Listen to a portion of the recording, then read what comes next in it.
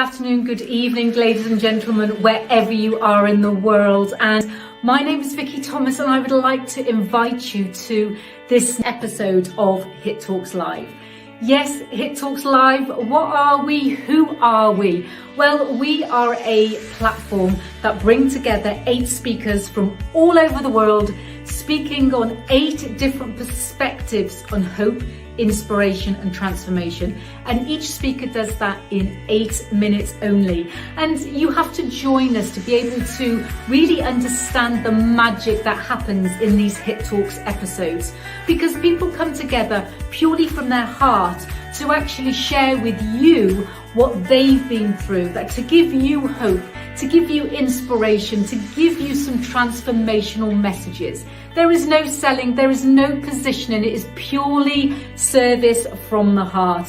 One thing that Hit Talks has been created since we started on 02/02/2020, which equals 8. Since we started then, is we're creating a community of like-minded souls, spreading hope, spreading inspiration and spreading transformation. So please join us. Sending you love.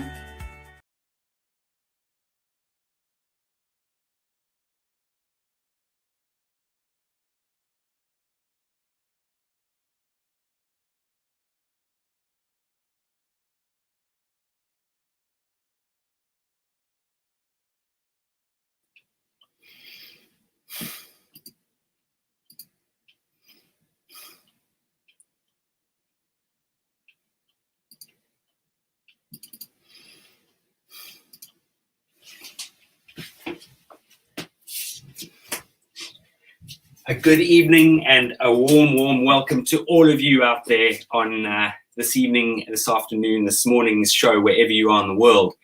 My name is Philip, and it gives me a great honor and a pleasure and huge privilege to be able to engage with you here this evening in the United Kingdom. It's unfortunately 30 minutes past the 8 o'clock kickoff. Sorry for the delay. Often we experience these wretched challenges with technical issues. And this evening, I would like to welcome all of you to an amazing person all the way from India, Tallulah. And Tallulah is very much going to be joining us. It's very, very late where Tallulah is right now.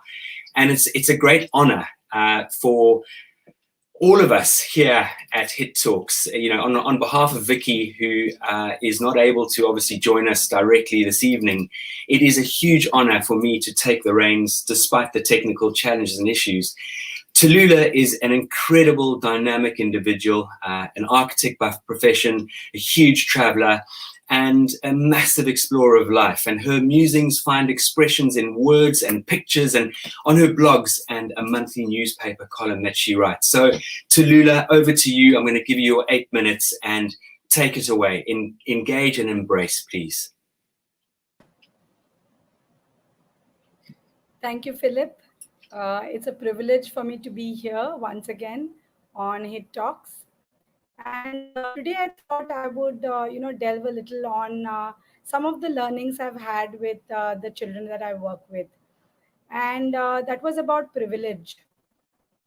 The lockdown also has helped us, to reflect on the situation that we're currently in today. And I feel that, with the pandemic and the subsequent lockdown, while a common man has been restricted and limited, we find that all across the world there are the privileged few who have had the opportunity to take decisions more easily, who have had the money power to maybe use or misuse it at will. And we find it not just with people who are, let's say, who have more, but it is also people with power. That is including politicians, including how leaders use governance, uh, to basically have a very unjust situation which is faced by the common people.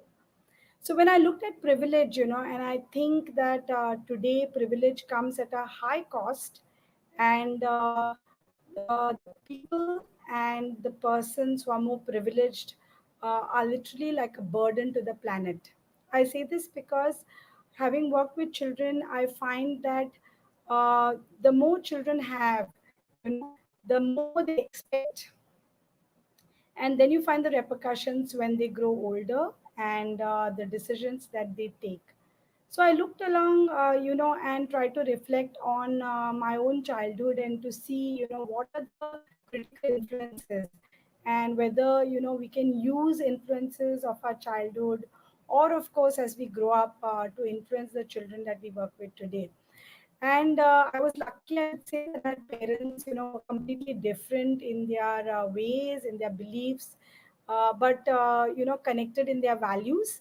And while I learned the value of community, and environment from my father, because I would potter around with him everywhere, into the natural wild world. I learned, different values from my mother, and that was the values of prayer, of humility. And together with this, I think there were a lot of instances as I grew up, when I was in college, when I had, peers coming from different backgrounds. I could, I would not limit myself to the experience I would have. And I would see, the generosity that the privileged have had, and also see the humility that, my friends who had very little, they expressed in the ways that they conducted themselves. The pandemic actually, gave me an opportunity to work with children in a more intimate and a more engaged way. In the second wave that we experienced in India, and especially in Goa, where we had a high number of cases, a lot of families lost their near and dear ones. And since I work with children, a lot of the parents, that were known to me, reached out to me, asked me whether, I would foster some of the children, while they were going through a very, very challenging time. And so, in the modules that I work with, I have a lot of children that come from mixed backgrounds, and therefore it was a very ideal situation for me to try out my experiments. So, in a environment where, children are brought together, in a home. We lived in a home, like a joint family or a large family kind of environment. And every time a child threw a tantrum, and wanted screen time, let us say, and didn't want to do more, it was generally the children who had, privileges, children who had, always parents who would, pander to their needs and spoil them more than required. And it was interesting to see, how children would be very reluctant, to do simple things, to learn basic life skills. There was this incident when, a lot of us went to the farm. The program was such that, early morning we would spend a few hours at a farm. And this was a regular activity that we engaged in right through the pandemic. It has been more than a year now. One is, to be able to teach children how to grow their own food. And second is to connect with the living environment that we are in. The third one is to encourage children to work as a team. And we had some children, who came from very privileged backgrounds, and then we had those that had far less. And what did you see at the field? We noticed, the ones who were a little, there were some who were a little arrogant, there were some who would throw tantrums, there were some who would just stand there and wait, and kill time, and wait, for somebody to notice them that they were not doing anything. And it was only the children who came from more, humble backgrounds, who had less, were out there, leading by example, taking on the task, picking up the shovels, picking up the pickaxes, digging, de-weeding, and doing the general tasks that are lined, for any farming activity. And then we had to, literally push the children, throw a little wet mud on them to, engage them in a fun activity, and, slowly build up, a team kind of spirit by which, they would all work together. It was not very easy, and, these things kept spiraling. The more we were in enclosed environments, the more we were in, in a limited environment, in, let's say, within the four walls of a room or of a classroom, it would be challenging to engage children. But, the moment we took them out and the moment we took them outdoors, there were so many things, that were a learning experience for the children. For example, if you see urban children, if you see, children who go to regular schools or who go to more privileged schools, you'll find those children having very little skills when it comes to outdoor activities.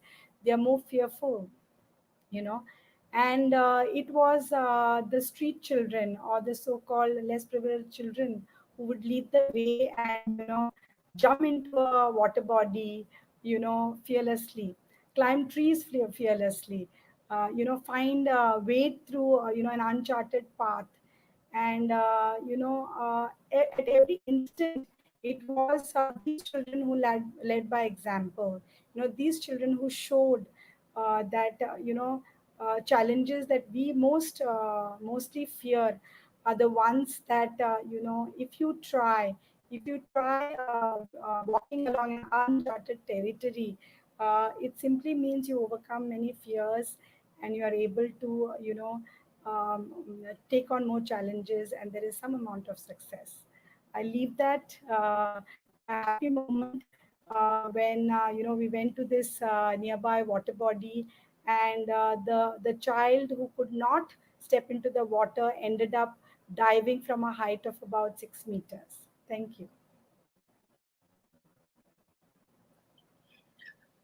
Tallulah, that was phenomenal. Thank you so much. Just to hear about your incredible influence with these amazing young people who we all have a duty in this world.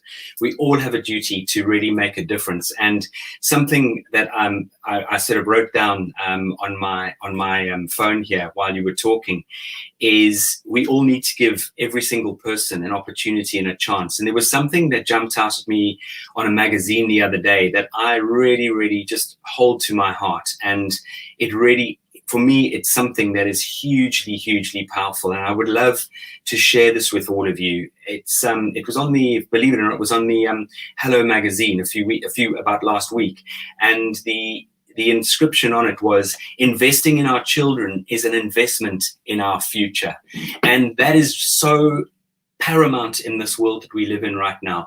We have all experienced something that is way beyond our wildest dreams. No one in a million years could have predicted what this has had an effect on the world over. And I've got a very good friend of mine based in Australia who has had the privilege of engaging with Vicky and Hit Talks, and she runs the most unbelievable program out there for young adults, young teenagers.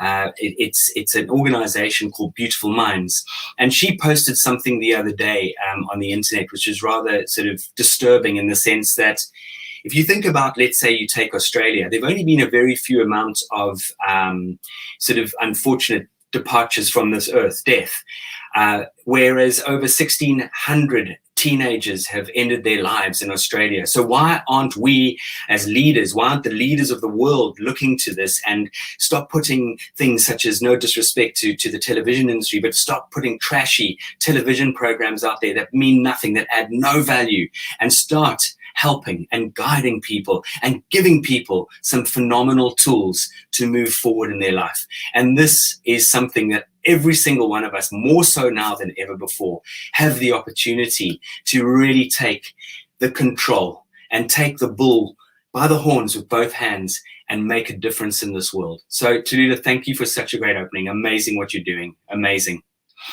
The next guest speaker we have is Annette Greenwood, all the way from a very sort of blustery 4 seasons in one day country such as the UK. And this is one incredible, amazing woman who I know Vicky's had the privilege of engaging with on numerous occasions. She has a passion for helping people and for guiding people. And she has been, written up in so many different newspapers and magazines in her field of expertise, helping and guiding people. And so I would love to, without further ado, give Annette the reins to take her 8 minutes and share with us what comes from within. So over to you, Annette. Thank you. Thank you, Philip, for that lovely warm welcome and reminding me about what the weather's like, particularly up here in very blustery, snowy, all sorts of North Yorkshire. When I was wondering about what I was going to talk about today, there were so many things I could have spoken about, but this came to me. It came to me from my heart. It's a very personal story and very true, something that happened not so long ago in my life. And it was something that transformed it. So I'd like to share it. So what began for me as an ordinary day, I came in from a meeting, nothing unusual about that, came home, went to make something to eat, and my husband said he wasn't feeling too well. So I kind of administered, some tablets, some soup, that kind of thing. And we just got on with our evening, but it became increasingly obvious there was something not right. So I called the GP, and the GP came out to see him. She said, oh, well, I think he's got some kind of infection, because he was sounding very confused. I'm going to, take him to hospital, and we can just, run some checks on it. So off we went to hospital, the local hospital, in the ambulance. When we got there, he was obviously ushered off into a private room, and I was left outside to fill in some forms. Then they asked me to come in. When I went in, he didn't recognise me. So I knew then there was something, not quite right. I'm smiling about it now because it was serious, but like now when I look back on it. Anyway, I said, look, I'm going to go home and leave you to do what you need to do. I'll get some fresh clothes and I'll come back, because it looks like I'm going to be here for the night. I'd only been home maybe about half an hour, and the phone went, and it was the hospital to say, we're sorry, but he's been taken to another hospital. It's a trauma unit. I said, the trauma unit, what's the matter? And they said, we're not quite sure. We're going to transfer him there. So I called one of my close friends, and I was in no kind of condition to drive. I didn't even know where the hospital was. So she drove across. We drove over together, and we went and sat in the waiting room in the trauma unit, just waiting for the doctor to come and, tell me what was going to happen. I mean, it seemed like hours as this was going on, but I'm sure it wasn't. But eventually the doctor came in and he said, have you any idea what's happening? And I said, no, he just became unwell. He said he felt fluey, and that was it. And he said, well, I'm sorry to tell you this, but he's got an internal bleed. It's gone into every organ in his body, and he's not going to be coming out of this. We're actually at the moment doing a check on his brain to see if the bleed's gone to his brain as well. And I said, this is a joke. This is a joke. And he said, no, I tell you, this is really serious. He said, he's not coming out of this. And I know I went to the toilet afterwards to try and compose myself, and I was white as a sheet. So I went back in and I said to the doctor, right, okay, what are the chances of this? And he said, very slim, I'm afraid. So I said, right, okay, that's fine. You think what you like, and I'll do what I think and what is best for my husband and what I believe in. So I went and sat in the ward where he was. They were waiting to take him to intensive care. And I was sat holding his hand, and I started to talk to him. And then the most bizarre thing happened. I looked up and I saw my mother, who'd passed away about a year before, just stood at the top of the bed with her hands around his head. And I was looking round to see if there was anybody else could see what I could see, and clearly nobody could. And I thought, this is really bizarre. And for such a crisis situation, I was so calm. I just felt so calm and relaxed with everything. The next thing, the doctor, one of the consultants, came back and said, right, now we're going to move him up to intensive care. We've got a bed up there for him. So we sort of went up to intensive care, and as we were going up in the lift, the consultant said, oh, by the way, the tests on your husband's brain have come back okay. There's no bleed to the brain. And I thought, my God, this is what my mother was trying to tell me, that his brain was going to be all right. So off we goes into intensive care. I got a bed there because as it turned out, I was going to be sleeping there for quite a long time. I was there for over a week. And I just had to let go and let be and be in the hands of the hospital. But all that time, I kept going into the intensive care, and I was all togged up with my clothes on and everything. And I sat there, and it was as though nothing else existed. And I just focused on him, and I sat there holding his hand saying, we are coming through this. You are going to get better. You are going to get up and walk, and we are going to go out on all these holidays, and we are going to do all these things that we said we were going to do. And then I started to sing, and all the other, the nurses, the intensive care nurses, and all the other people visiting the family were just kind of looking at me, and I was singing songs from the 80s, all the things that I knew that we used to love and that we danced to and all that kind of thing. And I think by then people just got used to me and were ignoring me. And I spent every waking hour at that hospital, day and night. I came home for clothes and then I went back. Every day I went in and I went, any change? And shaking their heads. And I was contacting people from all over the world, friends that I had. I asked them to pray. I said positive affirmations. I put things on my vision board. I focused on us walking down the street together, holding hands. I just refused to believe and accept that this was the end. I just wasn't going to go there. I wasn't going to let anything enter my consciousness other than he's going to get through this. And the amount of times I would sit there and say, get up out of this bed. God damn it, get up. You are getting up. This is one way of getting out of the washing up. Get up. And it must have just been, I don't know, but there was something there. I felt there was like this other force with me, and it just kept me going and kept me going. Anyway, on about the 8th day, I walked into the hospital, down the ward, ready to speak to him, and the nurse looked up and she smiled and she said, oh yes, he's coming out of it. He's coming out of the coma. I was like, what? She said, right, we can't have you in there with him for long. Anyway, I walked up to him and I went, oh my God, you here? And he just looked at me, he didn't recognize me. She said, right, we need to take you out. We're taking him down to another ward and you've got to go and speak to the doctor. So off I goes down to the other ward, went in to see the doctor, and he said, look, the bottom line is we just don't know what he's going to be like. We don't even know whether he's going to come out of this. He said, so you better prepare yourself. We don't know what side effects there'll be. So again, I was like, right, that's fine. I went down into the room and I looked at my husband, and he grabbed my finger and he couldn't speak because his voice was so sore from the tubes, and he just said, I love you. And then he closed his eyes. 3 years later, he's made a full recovery. And both of our lives have been a massive transition as a result of this. He's now a Samaritan, and he coaches other new volunteers on how to be a mentor Samaritan themselves. Both of us work full time. He's living his life to the full, but that actual crisis changed our lives dramatically.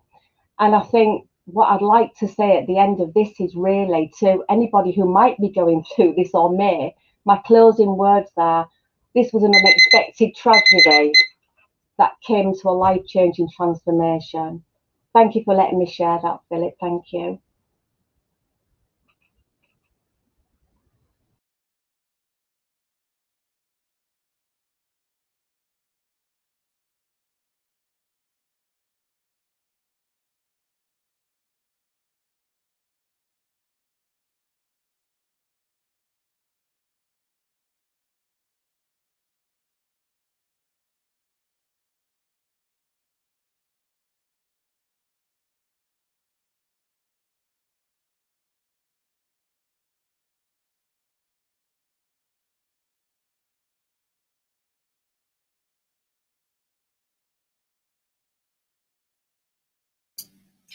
Sorry about that. I was on mute. I should have the mute thing. Thank you, Ben. And that was unbelievable. The Brazilians have an amazing expression called about hope, and hope is always the last thing to die, and you never gave up. The other thing that I truly believe is when we speak, we actually give life to our words, and we put the deep roots down. And by not giving up, by making this unbelievable devotion to having a dream and having, it's like throwing a javelin, throwing a spear and following its direction, having purpose. And I'm just blown away at your incredible resilience and how your husband now is here to tell the most unbelievable story. You both are, and all the wonderful work that you are able to do from such a dark place. And I think all of us over the last 20 months have had these experiences in our lives where it's time to wake up, it's time to live in the present and live for today. And this is the power of what hope, inspiration, and transformation are all about. And for me, on that note, it gives me a great pleasure to move across to, someone who, Elizabeth Kurian, again, a woman who's got incredible talent, an architect by profession, but again was, as she says, she's been given so many wonderful opportunities. And one of those opportunities in life was to engage and have a son, Divya, or a daughter, I think, Ashwin, called Ashwin, who was born, with autism. And this is directed Elizabeth to move into creating something unbelievable and creating a thing through this lockdown, a venture in his name. It's Ashwin, and doing some unbelievable things to help other people and to give people this hope to move forward with their lives. So without further ado, Elizabeth, I hand over to you. Namaste, and the 8 minutes are all yours.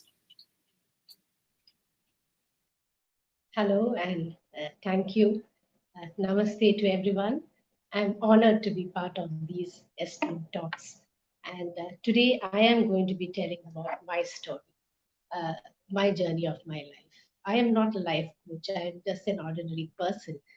But I believe each one of us is a unique person created in this universe. And life may throw up many challenges, but it is up to us how we react and how we are able to walk through this journey called life and create our own story.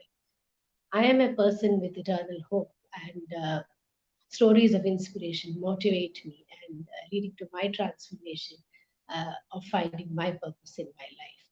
So I'll start my 8 minutes now with my story. So I was leading a picture perfect life when my son was born. I had a house, I had a career, and my son seemed normal, winning healthy baby contests. And by age 4, he seemed different, and he was diagnosed with mild autism.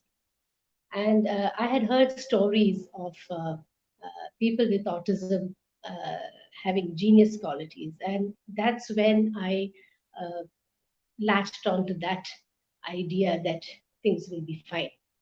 But soon I realized that he had many issues, behavioral problems, communication and socialization issues, and hyperactivity. So life was challenging, and I tried academic skills with him. That was not happening. Many other skills like music, sports, but there didn't seem any interest. So finally, I had to go down to the basics of teaching him basic self-help skills and in the aim of making him independent as far as possible. And these are skills that come automatically to people like us. But people with autism, they have to be taught each and everything step by step and practice diligently. And I had to schedule his day, his week, and everything had to be organized. And then I could see some progress. And 10 years ago, I decided that we take a break and go for a solo holiday. And that was my first trip abroad. And I came back. It was a very successful trip. And I realized that he could live without me. And I thought things will be well and will be fine. And soon he hit puberty. And with that came violence and aggression, and he was hitting my little daughter. I had no skin on my palms. It was so tough handling him, and life became completely unpredictable. About 40, 50 times there were tantrums in a day. And people say take one day at a time, but when you have a child with autism, it is taking 1 minute at a time. And we were homebound, and there was no socialization for about almost 3 years. And finally, with medication, he started improving and settling down. And then I started again teaching him skills of household chores, and it was in a vocational center. And today, at age 24, he is now a person who can do a lot of things. He does the whole laundry at home, and I believe inclusion starts at home. He does so many activities. And for a person who could not even sit 1 minute at a time, he's come a long way. And so life had come to some semblance, and that's when lockdown happened with the pandemic last year. And again, we were homebound, and I revisited his skill of stitching on mats, and I started creating embroidery out of it. In the initial, I started making products that could be given as gifts. But later on, I made many other products like mobile stands, trays, mats and runners, jewelry like this. And it did very well. And I started selling it online. And under the brand name, as if in his own name, Ashwin, with Win in inverted commas. And it was well appreciated. And so my advice to parents especially would be, accept your child as they are, and don't focus on what is not possible, but vice versa. This journey is not a sprint, it is a marathon, and one has to keep going. For me, Ashwin is a winner, and he is a symbol of hope.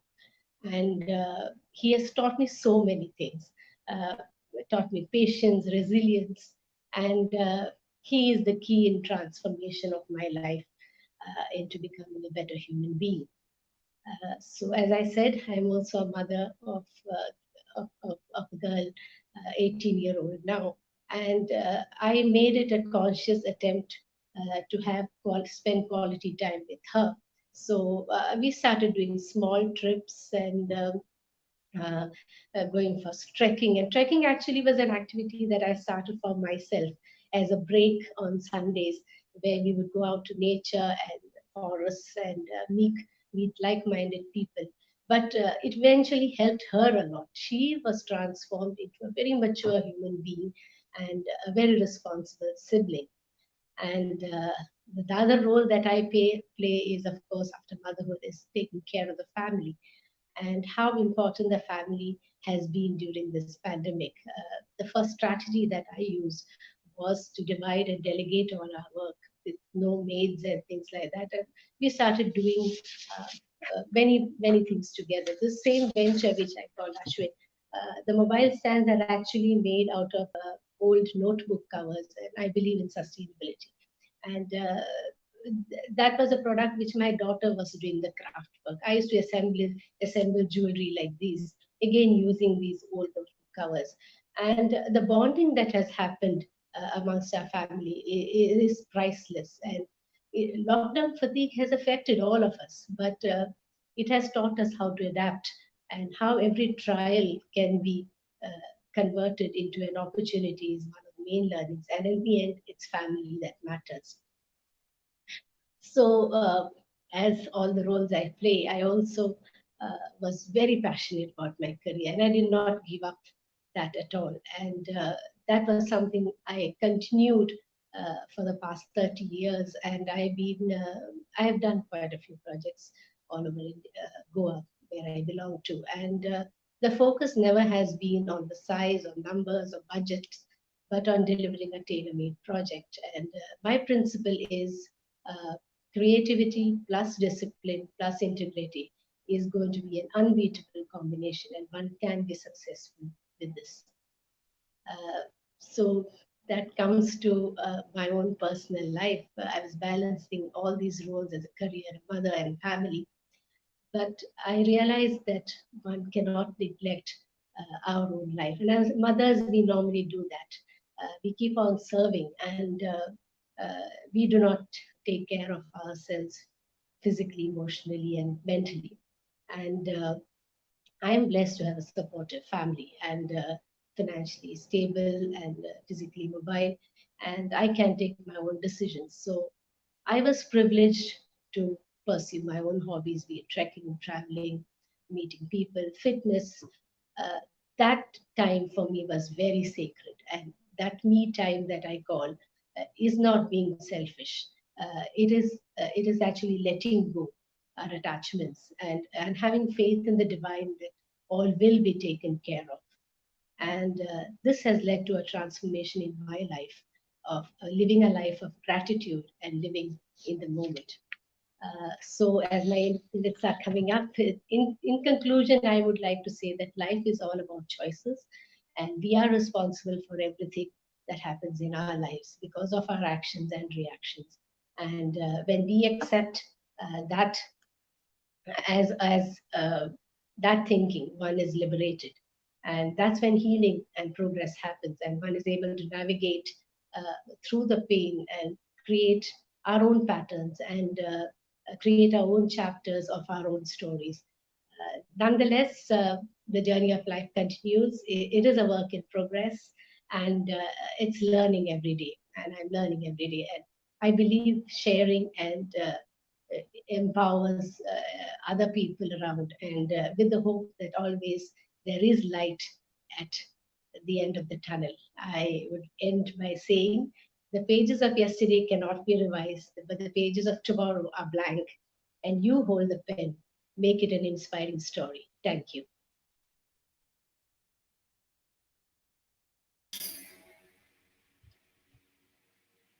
Hi, Elizabeth. Elizabeth, thank you for your amazing openness, your vulnerability, just amazing. And you know, there's so many things that came out of that. But for me, and I think hopefully every one of you will engage with this, that something that I 100% advocate, and that is women. I'm a big fan, and women tend to be juggling 100 balls, whereas I think we men get away with murder. You do need to be gentle with yourself. You do need to give yourself self-love and take time out. That's number one. Number two, for me, it's about gratitude and going on a gratitude journey, not just once a day, twice a day, many times a day, understanding what we have rather than what we don't have. And that for me is fundamental. The third thing that I think is absolutely crucial here is we can't fix everything. We've got to look at opportunity within. We've got to look at situations. And, you know, Ash win, and what a win. Has, as you said, you know, Elizabeth, has given you as a mum, as a human being, as a woman, and your family, something that is unique and something that is equipping you, which is just elevating you all to a completely different level, giving you that opportunity to go out there and help so many people with what you've done thus far to date. So, big respect and thank you, because I tell you what, no one gives us a built-in sat-nav in this world, that's for sure. We don't have that guidance and steering. We have to feel our way. And again, you know, one of the big key things here that I can share with all of you is surrounding yourself with unbelievably dynamic people, positive people, people who are there to support you and help you, and literally removing yourself from negativity, getting rid of it. We've all been there, and it's difficult sometimes, but I praise you and thank you for sharing. And I know on behalf of the audience, hugely, hugely powerful. This leads me on to going down south now, to obviously a part of the world that I'm obviously very, very familiar with, although I haven't lived in the country for many, many years. I've been based in the United Kingdom since 1997. But I'm going to be handing you over to Lois Wagner, who is an individual who really goes out there to help people shift their mindsets and to develop themselves, to take themselves to a level that they didn't even know they could take themselves to giving them the most incredible belief within themselves. She doesn't only do that, she's a fantastic storyteller, she's a mentor, and she has an acronym which is SMILE, SMILE. And I'm leading this into your hands right now, Lois, and the 8 minutes are all yours.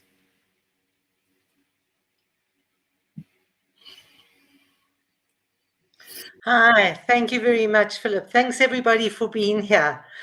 Today, the 4th of July, Independence Day, it's all about freedom. Can you be free? Are you free? And for me, liberation, freedom comes with forgiveness. And I'd like you to put in the chat or into the comments, is there something in your life that you think is unforgivable? Or is there anything that you believe is just impossible to forgive? So I'm Lois, and I am your friend for forgiveness.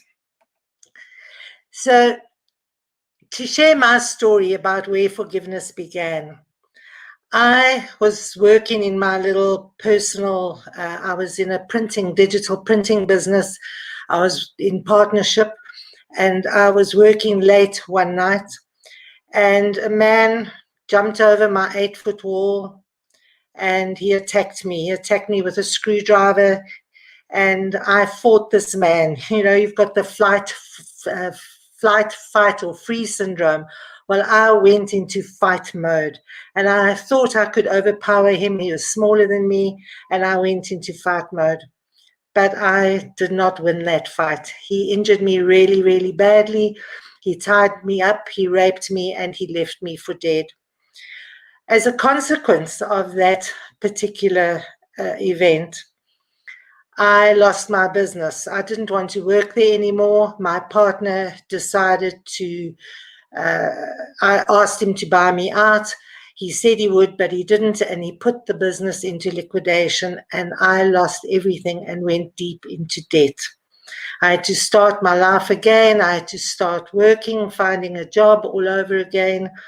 I became an activist, wanting to change the world. I wanted to stop people. The man who raped me was out on bail for rape, and I wanted to change the law. So I became an activist, running through the streets, getting petitions and lobbying and marching and doing whatever I could to make a difference.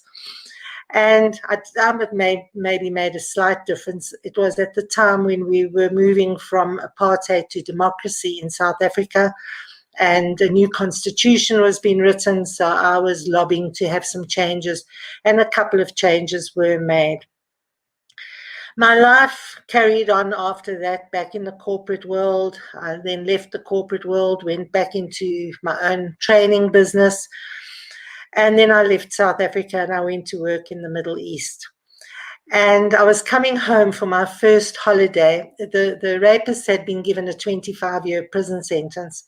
And I was coming back for my first holiday, and I decided to contact the authorities to find out what had happened to this individual. And I'd never made any inquiries in the previous 14 years. And they told me he was coming up for parole on the day after I arrived back in the country.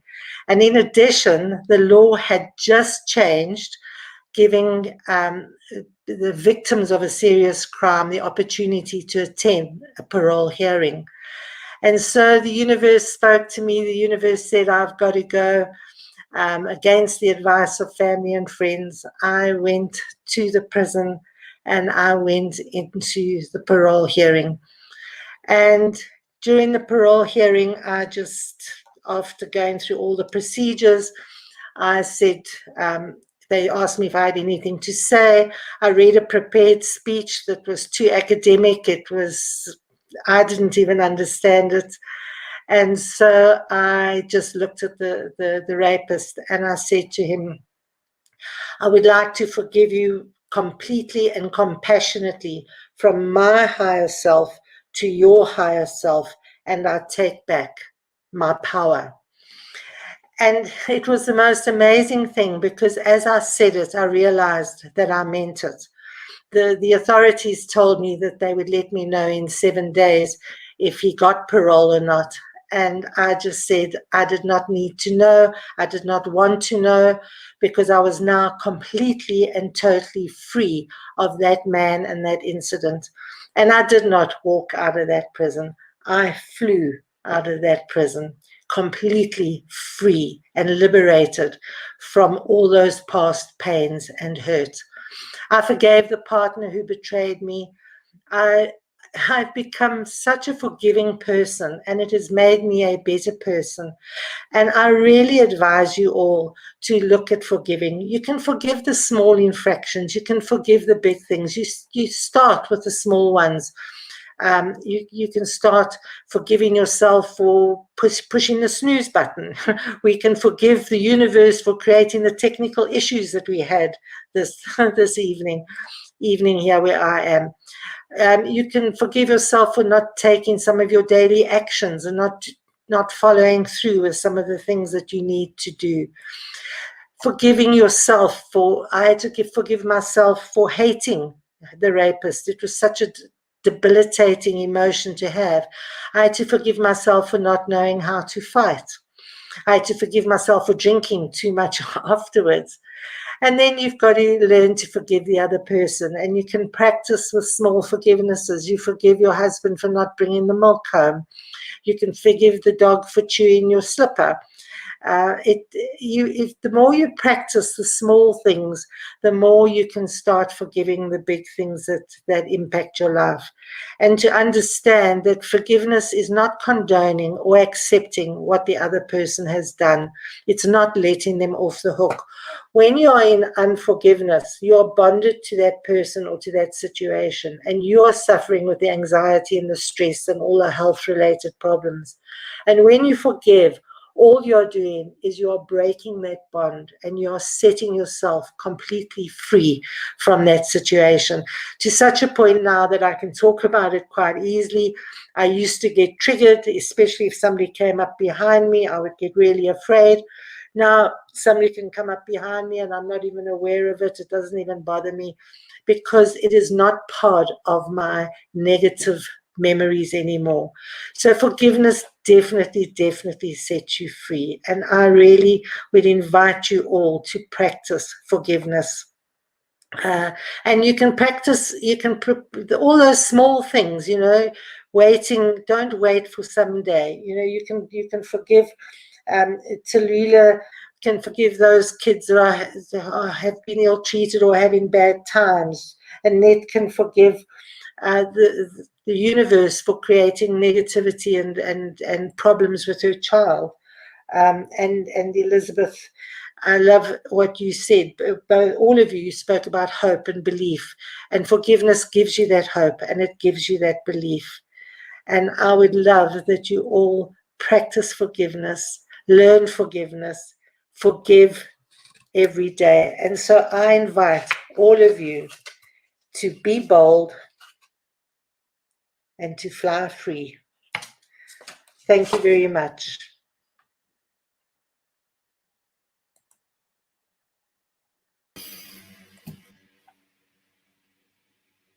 Lois, wow, what a journey, what a story. It's a hard thing, that big word forgiveness, but the way you shared that with us is mind-blowing. And I think all of us need to take not just a leaf out of your diary, take a forest out of your diary on how we can actually do this. I'm a very forgiving person. I've always been that way inclined, but I think there's a fine line in that. And what you've experienced, what you've been through, is quite remarkable. And I think that deserves a huge amount of respect and appreciation for what you shared with us, because all of us can make that change. All of us can go out there and forgive and put that behind us and let it just release it so that we can move forward. And this is something that I think is fundamental in life. I often share with people, stop looking behind you, because if you look behind you, you will eventually walk into a brick wall. It will stop you from moving forward. And sure, that's a really amazing story and journey. And again, a big, warm thank you to you for sharing that. That is amazing.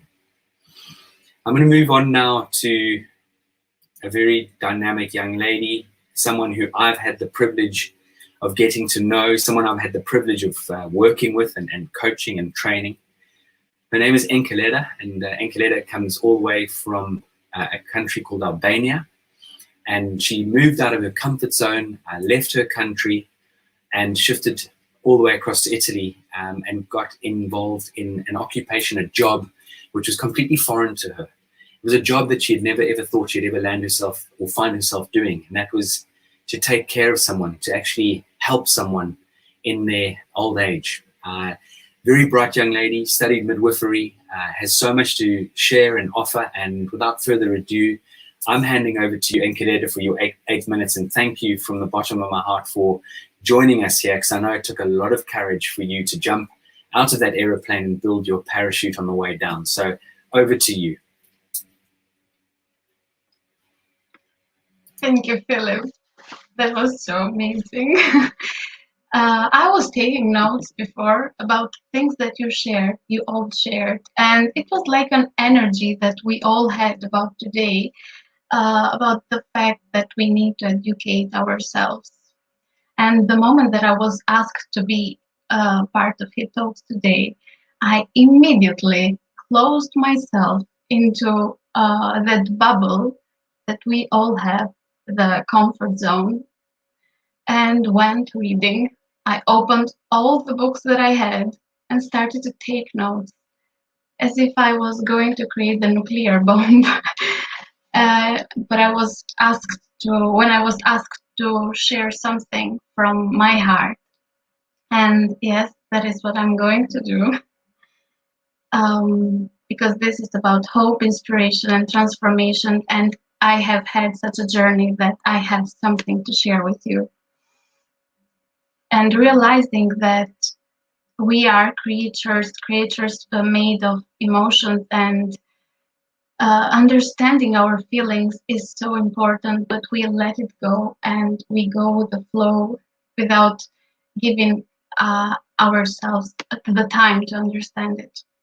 So I was prepared to share something else today, but I came across, I opened my phone, I went on social media, and I came across some comments on social media, and they were rude comments.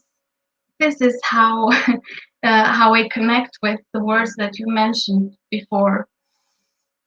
And I was intrigued about that. I wanted to follow my instincts today and to go with it, to share what comments are in fact. It is so simple, but there are a lot of people who are getting smaller and smaller and smaller and changing themselves and shaping their lives just because of some comments, or because some comments are valuable to a certain amount of people. Well, I will share what comments are. As simple as it is, comments are opinions. Opinions that people make based on their judgment, their knowledge, what their life has been, what they may be living, or what is happening in their life. Maybe that's their anxiety that they have in their head, and they get to share it with you without considering your emotions, what you are going through, and what may be happening with your life. You know, I read something some days ago about we are all fighting to get better. Please be good to us. And you know, we are all trying our best. Nobody is at that point that we have reached what we what is the best to reach. Well, before I go further, you know, I would like you to take something back with you about comments. You may benefit from them. You can take them as a feedback if that comes from someone that you love, that you consider, that is important to you. You can also view them from a different point. You can create a different point of view. In Albania, we say, listen to 100 people, but then do the way you want. You get to choose the color of the dress. Nobody chooses that for you. You can listen to their opinions, but you are the one who decides about that. You know, if you are listening to this talk, yes, I may not be an expert, but if you are listening to this talk, that's not by any accident. And even if you are at a certain place, you may be there to see something, to hear something, to help someone, or even to feel something. And yes, I appreciate that. For me, in fact, hope, inspiration, and transformation has been a journey, and something that has helped me a lot with it is knowledge. Knowledge is something that never ends, and the more you get into it, the more you understand that you can't reach a point when you are knowledgeable about everything. We may die without knowing all that's to know. So what Benjamin Franklin, yes, I will share what Benjamin Franklin has said about knowledge. If you think that knowledge is expensive, try ignorance. And yes, that might look like expensive, but I have seen people who have done strange things out of ignorance. Educate yourself. You will be thankful about educating yourself. Knowledge is something that no matter what, you should go after it. And investing in knowledge is, in fact, something that will never end, but just go for it. Well, I will share something so fast before my time ends. When I was sharing with someone that I was going to be part of HIT Talks today, I heard this comment, really? But you will be judged. In fact, I know that I didn't take it into consideration before, because I understand who I am and what comments are, what opinions are. If someone tells me that the world is flat, that won't make the world flat. And even if someone comes to you now to tell you that you can't make it, that's not who you are. You are not someone's opinion. You are more than an opinion. And there will always be someone who won't see your worth. Maybe they will be sharing what they feel or how they feel about themselves. So there will always be someone who can't see your worth. Don't let it be you. This is something that I have been learning, and the more I get into it, the more I understand that opinions may look important, but they are not who you are. You are more than an opinion, and you get to choose who you are and who you become. My time is up. Yes, that's all. I hope you get something from this, at least one thing. Because coming from someone who doesn't usually share a lot and who always reads and takes notes, this is something that didn't come out of nothing. Yes, that's wonderful. If we are not growing, we are dying. That is so true. Oh, my hat. Enkeleda, and I know this young lady, ladies and gentlemen, you have absolutely stepped out of your comfort zone, and I'm so proud of you for many, many reasons. And, at the end of the day, I love what you shared, because everything is about learning. Everything is about growing. And I read a quote somewhere once that said, "Show me a successful man or woman, and I will show you their library." There's also another wonderful quote out there, that manners and etiquette will open doors that some of the best education cannot. But you need to balance that, because it is all about our being. It's how we work with people. It's how we make other people feel. It's what we can do for other people. But don't do it ignorantly. Keep growing, keep learning, and make an effort. You mentioned social media, Ankaleta, there, and social media is such a waste of our time. How much time do we all spend on social media?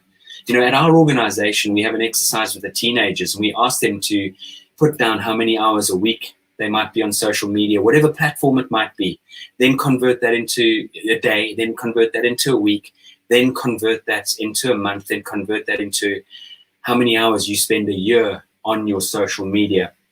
And it's quite scary. It's quite frightening. When you spend 2 to 3 hours a day on social media, you're almost spending a month on your phone staring at something that's not educating you, looking through the eyes of someone else's journey, someone else's experience, which a lot of it isn't even true. So please just disengage from your social media. So spend 20 minutes a day on your social media. Look at it once in the morning and look at it once in the evening, and take that other precious time we have and educate yourself. Learn. Take the bull by each horn and learn. Find something that really gives you something to chew on, something that you can go out there and help other people. Help other people. You know, live, learn, teach, and inspire. This is what this is all about. So, Enkeleda, I don't know how to say thank you in Albanian, but grazie mille from all, you know, I know you all the way in beautiful Italy. I'm going to move on now to a gentleman, a person, a true gentleman, and a person that I've had the privilege of knowing pretty much since about the end of 2016, 2017, Ben Chai. There's not a lot that I need to sort of give you on an introduction sort of front here, because Ben has accomplished unbelievable things in his life. It hasn't always been easy. I know there were moments growing up, school, there were challenges from various people in this world, and something that Ben's never let himself do is let himself down. He's a fighter, but not with his boxing gloves. He's just literally fulfills exactly what Enkeleda was showing us. He's a gentleman who goes out there and educates himself, and he goes out there helping other people and makes a difference. So Ben, without further ado, it's a great privilege and pleasure to have you on Hit Talks this evening, as it is for everybody to be here. I'm going to give you your 8 minutes. Over to you. Thank you so much, Philip, and Faliminderit, Enkeleda. So, yes, I wasn't actually going to give the talk I'm about to share, but it's weird how the universe just works, you know, from all the talks that we've had so far, and Lois's talk about forgiveness, which is where I want to get to, actually. A while ago, I gave a talk called The Gift of Betrayal. And in the gift of the betrayal, I shared how every betrayal I've had in my life has resulted in me being moved further up and closer to my goals, including the worst one where a family member put me into over £1 million of debt. But as a result of that betrayal, I'm richer than I could ever have been if that a betrayal hadn't happened. Now, in the talk, and there's an interview with that, I also shared that one of the hardest things to do was forgiveness, which is where Lois was kindly sharing the importance of that, and how for a long time that put a limit on my earnings and the people I attracted. What I really want to focus on here is that forgiveness it sounds like an easy thing to do. It really, really does. And sometimes it just takes time, a lot of time. During the pandemic, I was very fortunate to start a show called The Underdog Show, where I highlighted people who've gone through horrible things in their lives. A man where he was bankrupted by his dad, and he literally lost everything. A lady who was raped at 13, and the impact on her life over her 22 years before she got to that place of forgiveness, those decades. So we can take all the issues about forgiveness, and we know it. We know that we need to have forgiveness, and we know it's eating us up, and we know that it's messing us up. I'll give you a recent example in my life. I have a beautiful home, and recently, in the last 4 years, someone became a director of the estate who had it in for me. During that time, I was subject to a lot of attacks in the street, court cases, and lies that were said about me. So my solicitor eventually said, Ben, you need to move somewhere else while they dealt with it, which is fine. So as I was suffering from PTSD. Now, although I moved away, I still had that anger inside of me. And I think I still do have a tiny bit of anger, and I'm still fighting. I know this betrayal is going to be great for me. I know that in my head, but it just takes time. And what I really like to share with yourselves as the audience is you can be part of someone's journey to forgiveness by just listening to them, by not trying to spin things with oh, you've got to be positive, you've got to look at what good can come out of this. You just have to listen to them. And sometimes maybe you've got friends who would just listen to you over and over and add boredom until you just get it out of your system. And then you think, yeah, I better, as Lois quite rightly said, forgive that person and move on. It's really important that we have and look after people around us. Trauma today is a huge thing. In the Underdog show, I've also have a lady who I've worked with called Mildred Muhammad. Now, in 2002, her husband tried to assassinate her. And in fact, I think about 10 other women got killed in the process. And again, I was just thinking, what? It doesn't make sense. Some of these people have just died. In the estate where I'm at, the guys have got away with what they've done scot-free.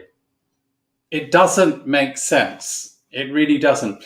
And we've just got to process that and find ways to process. And I would ask everyone to reach out to Lois, because I'm sure she's got a lot of tools and techniques. But what I do want people to do is just have compassion for people who've been through it. Often we know we need to forgive someone, but we just need to work through it. So that's really a little bit about what I want to share. There's nothing really big other than that. I was also going to share. I can't remember the lady whose child is autistic. So I'm pretty high up the autistic scale, and what I've realised over time is that people with autism, we have issues with communicating with people, but I over time have learned to get better and better at communicating. However, autism is a superpower. It allows you to be focused. And if you're passionate about something, you can do anything you like and achieve that. ADHD is the ability to pick up tons and tons of information all around you. People with dyslexia have the ability to look at things very, very differently. So all these things that people used to say were mental health problems, but actually they're superpowers. And that's it really. So don't have anything more to share than that, but just be nice to people and wherever you can, give people hugs. We know a lot of the time what we need to do, but sometimes we just need to we just need someone to listen to us. So that's it. And I hope this has been a tiny bit useful. Thank you to all my fellow speakers. You've been really, really amazing. And thank you, Philip, for letting me share a tiny bit on your show.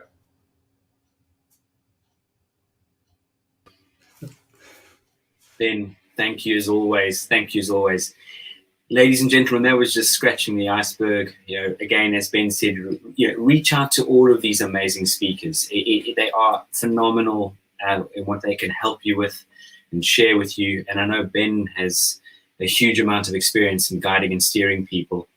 So, one of the things that I think Ben really, for me, that brought out there, you've got to look at these betrayals and look back on them. I can speak from experience of feeling burnt at times and being betrayed, and actually those have actually helped me exponentially to actually elevate myself, but actually to where I am potentially now today.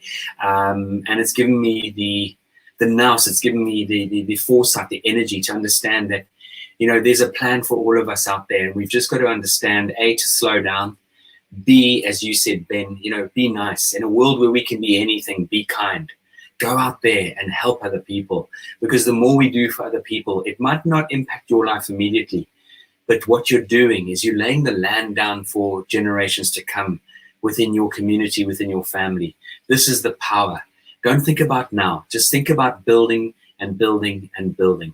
It really is such an important opportunity. We've got this in our fingertips. There's not a lot that we can change. We can't change the weather. We can't change the current situation we're in right now with this wretched COVID.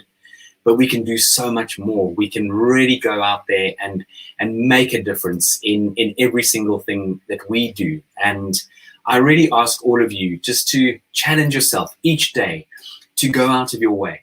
And I truly believe that if we all do a random act of goodness, a random act of kindness on a daily basis, we will set the world in the right direction. This now leads me on to someone who really works on emotional well-being, someone who's written an incredible book called, or a book on mindfulness, 21 Days of Conscious Attention. An amazing woman all the way from beautiful Portugal. For those of you who have never been to Portugal, again, what a beautiful country to visit. And I'm going to say, over to you, Lennys. Obrigado. Thank you very much for being here. And I'm giving you your 8 minutes.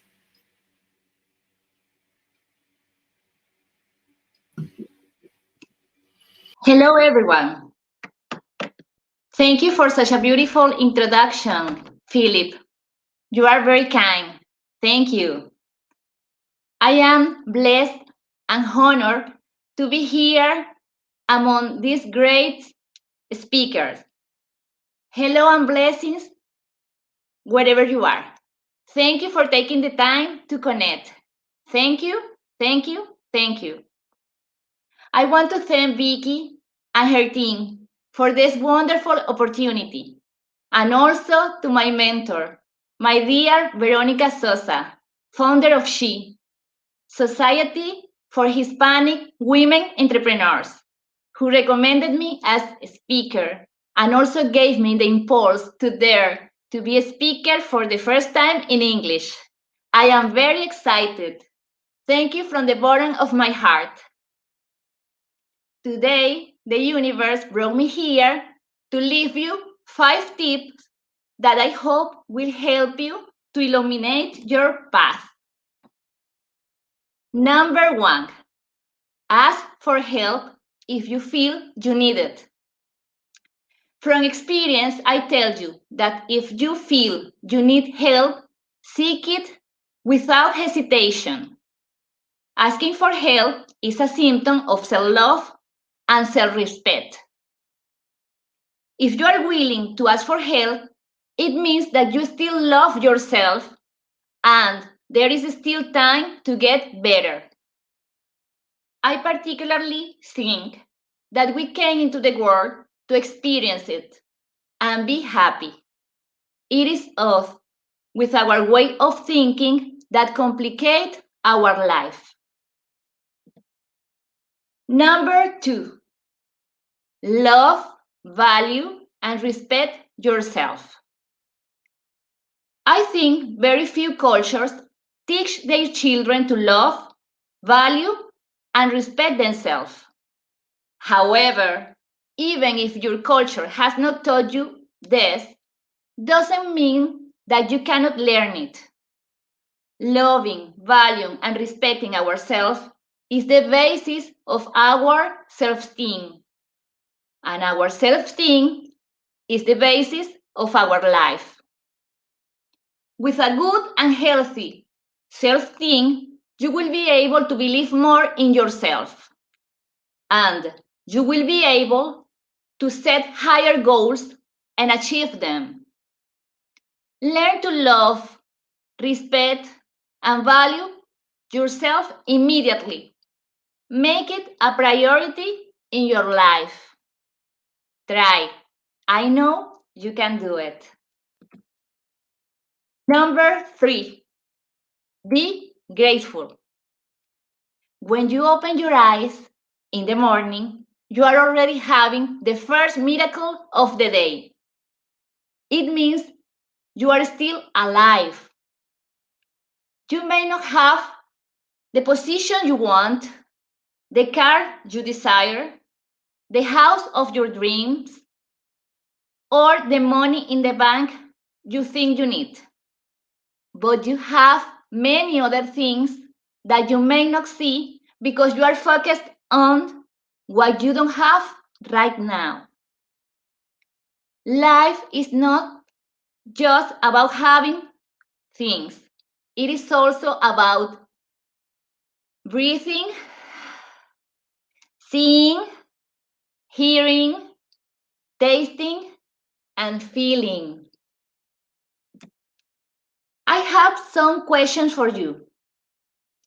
Do you have people you love? Did you feel the wind brush against your skin? Did you realize that your heart is still beating strong inside you? Observe and be grateful for what you do have, no matter how small it may seem. Be grateful for everything, everything, everything from the heart. When we are truly grateful, doors open that we had not even touched. That phrase is on my own, and I live it every moment. So I recommend you to be sincerely grateful. It's magic. Number 4, believe that you deserve everything good. Many of us grew up thinking that we are bad, sinful, and deserving of punishment. But in reality, we were created to experience and enjoy all the good things in life, with respect and balance, of course. In my old way of thinking, I thought that everything good was possible for others, but not for me. Until the day I began to love, value, and respect myself. And I realized when you accept that you are a person who deserves everything good, more and good things will happen to you. Do your best to always be worthy and deserving of everything good. Why? Because you are a divine creation made from love. Number 5, have faith. I left faith for last because for me it is the most important tip of all. And I want you to remember it. I fervently believe in a divine force, in an energy, in something bigger than me, that is not only outside of me, but also inside of me and everywhere at the same time. I feel comfortable calling this force God. You can call it whatever you want, and I respect that. I believe God created you, me, and the world to be happy in it, to have rewarding experiences, and to evolve as human beings in the world. We are spiritual beings living in a human body, having heavenly and human experiences. God is a loving Father. In my heart, I know that God supports you and wants the best for you. Allow Him to come into your life. Allow Him to guide you and show you which is the best path for you.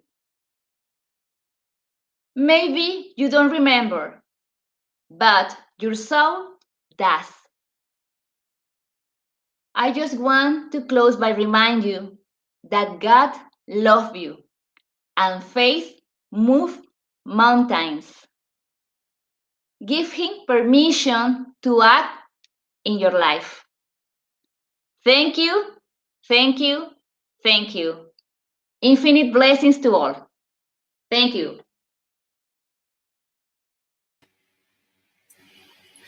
Lennys, obrigado. Thank you so much for those wonderful 5 points. And I wrote them down. And again, just to reiterate, ask for help, love, value, and respect yourself. Be grateful. You know, the first thing we need to do every morning, you're so right, is to say thank you for what I have rather than what I don't have. This is a key ingredient. And I tell you, all of you out there who I shared it earlier, go on a gratitude journey numerous times a day. Believe that you deserve everything. You have to believe. And I think that's something that Ben alluded to, that's something Lewis alluded, you've all alluded to this in your 8 minutes, that you've got to go out there, you've got to put yourself out there, and you've got to make yourself known. And then have faith, absolutely, whatever that faith might be. But believe in yourself and surround yourself again with amazing people to help you on this incredible journey. Something that for me really resonates is ask for help. So many of us, when we go to ground, when we find that we're sort of staring at the lights like a rabbit in front of the headlights, you know, we're completely, absolutely don't know which direction to turn. We forget to ask for help. We're too embarrassed, or we think, oh, we can't bother that person. No, that's a signal to say, yes, you can. Pick up the phone. Go out there and find someone who will support you and you can just talk to. Ben mentioned listen. We need to listen to one another. And I mean active listening. Learn to listen to understand, not to respond. That is a very, very key ingredient in our lives. It really and truly is. Now, last but not least, I have an incredible person again, someone that I've had the privilege of engaging with, working with, someone that's been on an amazing, amazing journey in her short time on this earth, considering my age, an amazing young lady all the way from Nigeria, Etienying Akpanusong, who is, we all know, and thank goodness she's fondly known as Ettie. I love her name, but oh my hat, it's taken me a while to really get my sort of my mouth around that, Ettie. You're an incredible young lady. You've achieved a huge amount in a short space of time. You really wear the shirt, the T-shirt that you stand for. Ettie's also a very, very proud author, amongst many things. I was gifted this incredible book just about 2 or 3 months ago. I was asked to be a guest speaker at the launch of her book through Zoom in Nigeria. And I just would love to, hand over to you, Ettie, and I'm really excited to hear what you're going to share with this incredible audience. Thank you for being here.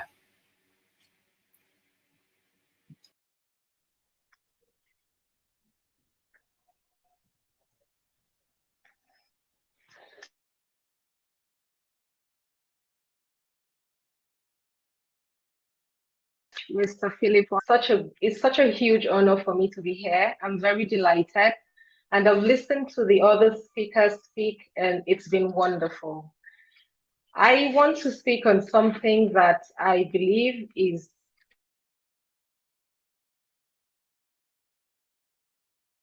point other in our lives.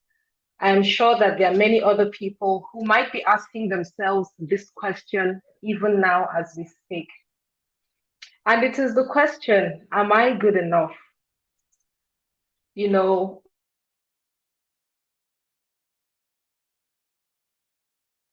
Oftentimes this question, we want to make a big move towards achieving our set goals. And sometimes we ask ourselves that question, am I good enough? Now, contrary to popular, it's a bad question, even though it comes from a place of self-doubt. I believe it is a good and healthy question because it helps us to begin to assess ourselves, and it gives room for growth, genuine growth. When you are the one asking yourself this question,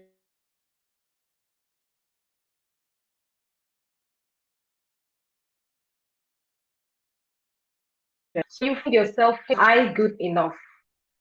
What I would like to advise is that rather than throw that question away, like I often hear people advise others, I would like to advise that it is good to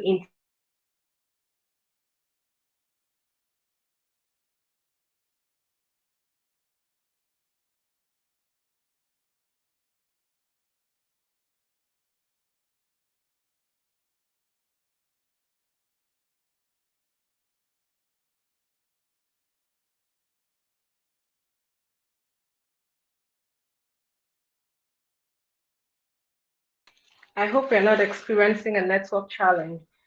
So it's important to internalize the question, am I good enough, when it comes, and experience it sincerely, because then you would be able to address what the problem is, whatever it is that has caused you to question yourself, to question your ability to carry on a task. And I put together a list of a few things that one can do to help themselves when you're faced with the question, am I good enough? And I think one thing we can do is ask yourself, in what area am I lacking? Because you're faced with this question when we want to make a big move, like seeking for a job, making a career move, things like, I think I have it on the list here. Yes, seeking for a job, starting a business, a new career path, and all of that. So we find ourselves faced with that question. And if you're seeking for a job, for instance, and you're wondering if you're good enough to apply for that job, perhaps there are areas of your life that you need to improve on. There are things that you need to prepare yourself with in order to get ready for such a job interview, rather than just shove away the question and assume that you're perfect, you're excellent, and you have no need to improve yourself and then set yourself up for an embarrassment. It is good to begin to work on yourself. Do you need to read books to improve in the areas that you are going to face challenges, in the areas that you are afraid of? Do you need to take a course? Do you need to seek mentorship? Do you need to consult? Do you need to acquire a new skill? These are the questions that you should ask yourself. And when you identify where you are incompetent, it is important to face that challenge, deal with it, focus on it, and not just ignore it. Because the question, am I good enough, even though it comes from a place of doubt, is not a bad thing. It is a healthy question. It is a valid question. So when we are faced with that question, it is important for us to begin to deal with it so that we can begin to experience genuine growth that is real and sustainable. We are not just covering up and trying to act like another person, because that is when we then feel sad, deeply sad, and it can lead to depression. And I'm saying all of this speaking from my personal experience because, like Mr. Philip said, I am someone who has tried my hands on different things within my short period of existence on this very earth life. And I have oftentimes doubted myself when I want to do a thing. Am I good enough to do this? Am I good enough to write this book? Am I good enough to be on this show with these amazing people who are so experienced with life, who are so exposed? What do I have to say? So when I'm faced with this question, all I have to do is go and work on the things that are making me scared, so that I am not approaching the question with fear, but I'm approaching it with love for my own self, because I want to be able to make myself proud, make the people who care about me proud, make the people in my life proud. So I go back home and do the work that is necessary to convince myself that I am good enough, rather than just ignore the feeling that I'm having at that point in time. Because the desire to evolve and develop oneself is something that is endless. And there is no point that we will get to in our personal development where we will think that we are perfect, we are too good to not improve. So if this is a fact of life, I believe it is important that we accept the fact that sometimes we are not good enough, and it is fine, it is okay, it is not a bad thing. Because when we do this, I believe it is healthy. We don't beat ourselves too hard. And like it was said earlier about forgiveness, we're able to forgive ourselves for the mistakes that we're about to make. Because no doubt, sometimes even when we think we are very well prepared for a situation, we still end up making mistakes. So it's important to know that it's okay to make mistakes, because the life is a journey. We are going to make mistakes. We are not going to be perfect as much as we're striving for excellence. So when we internalize the question, am I good enough, and experience it, we will then begin to grow. And when we experience real growth, we would evolve to a point where we are able to ask ourselves the next question: is it good enough for me? Is it good enough for me will only come when you have become so self-confident, when you have become an expert in your field, when you have become self-sufficient in whatever it is that you are striving towards, whatever your goals are. And it is at that point that real happiness comes to you. That sense of fulfillment and achievement comes. And then you will truly be happy with yourself. You would experience that peace of mind, because you know that you are at peace with yourself, you are true to yourself. The achievements that you have made are real, and then it's not just a sham. You are not just a reflection of what you are not just putting on a facade of what you really want to be, but you truly feel it deep within you, and even the people in your life will experience it. You will become more attractive, and you will become a happier person. Thank you very much for the opportunity. I hope that this is going to be useful to someone out there who is asking themselves that question: am I good enough? Thank you.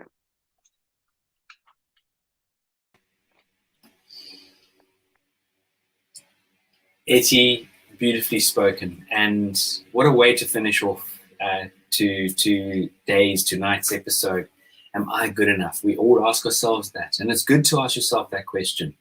But the answer is you can be good enough, 100%. It goes back to what Enkeleda was sharing earlier. It's what Ben was sharing. So everyone's been sharing is go out there and educate yourself. Go out there and surround yourself around people who will help you and support you along the journey. You know, we are all human beings. We make mistakes. We learn from those mistakes, and we have the ability to move forward. We really, really do. And, you know, I think this is something, Ettie, you just mentioned, and you really, I think, hit the nail on the head. So many of us out there in this world want to do better, want to get better. And we find ways to do that. And you find a course and you're about to embark on it. And then you hear the price and you get a shock. Oh my hat, can't afford that. Well, you can't not afford to do that. This is unfortunately the double-edged sword in this world. So those people who out there who beg, borrow, and steal to educate themselves, I've been there numerous occasions. It's how I had the privilege of meeting Ben and Vicky, and we jumped out of airplanes and we built the parachute on the way down. We educate ourselves. We surround ourselves with incredible people who coach us, who guide us. and we don't have all the answers. So we find the people who can support us out there to move forward. And this is why there are so many amazing, successful people out there, because they continually are looking to be educated. They are continually looking at ways to grow so that they can succeed and help so many other people. So for all of you that have spoken tonight, and, again, I know there was a sort of a long wait and a technical issue, but we resolved it. We made a plan. I just pray and hope that everyone stuck around to really embrace and take on board what was shared tonight, because there were some seriously phenomenal golden nuggets. Every single speaker tonight had something amazing to share. And not only tonight, but every time I've attended Hit Talks, whether I've been presenting or, hosting with Vicky or whatever it might be, oh my hat, I'm there with pen and paper in my notebook, making notes and learning and growing all the time through these incredible people who are sharing true life experiences and knowledge. And I'd love to finish tonight's episode with an incredible sort of inscription. I'm not sure who wrote this, but here it goes. Life is like a journey on a train, with its stations, with changes of routes, and with accidents. We board this train when we are born, and our parents are the ones who get our ticket. We believe they will always travel on the train with us. However, at some station, our parents will get off the train, leaving us alone on this journey. As time goes by, other passengers will board the train, many of whom will be significant. Our siblings, friends, children, and even the love of our life. Many will get off during the journey and leave a permanent vacuum in our lives. Many will go so unnoticed that we wouldn't even know that they'd vacated their seats and got off that train. This train ride will be full of joy, sorrow, fantasy, expectations, hellos, goodbyes, and farewells. A good journey is helping, loving, having a good relationship with all co-passengers, and making sure that we give our best to make their journey comfortable. The mystery of the fabulous journey is, we do not know at which station we ourselves are going to get off. So we must live in the best way, adjust, forget, forgive, and offer the best of what we have. It's important to do this because when the time comes for us to leave our seat, we should leave behind beautiful memories for those who will continue to travel on the train of life. I just wanted to share that with all of you because it touches deeply.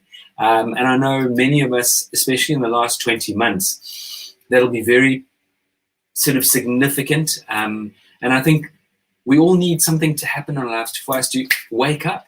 Why do we need that? We must be awake every single day and understand how powerful this is. The fact that you get out of bed and you're able to take a breath.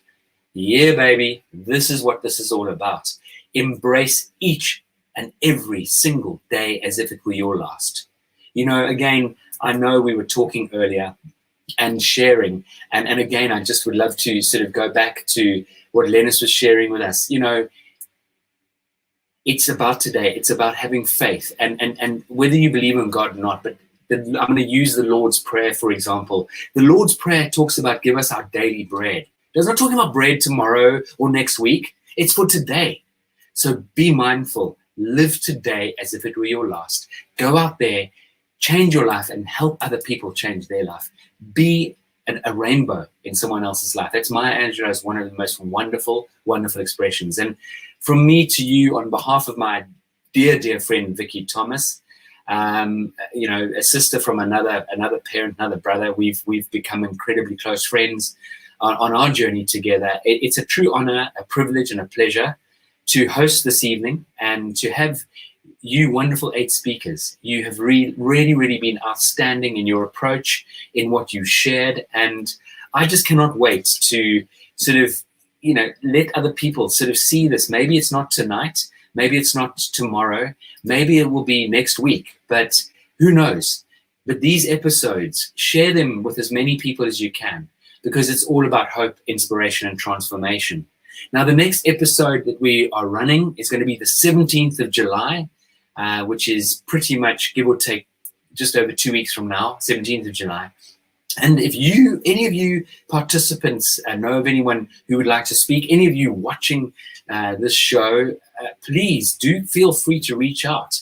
And we would love to host you on Head Talks, because it gives everyone the opportunity to really speak from the heart, to share that hope, to inspire other people and allow them to transform. It is all about that. It's how we can go out there and just make a difference in this world now and forever. So I'm sending you all a very, very virtual hug, a namaste, a hand on the heart, and just big gratitude to every single one of you.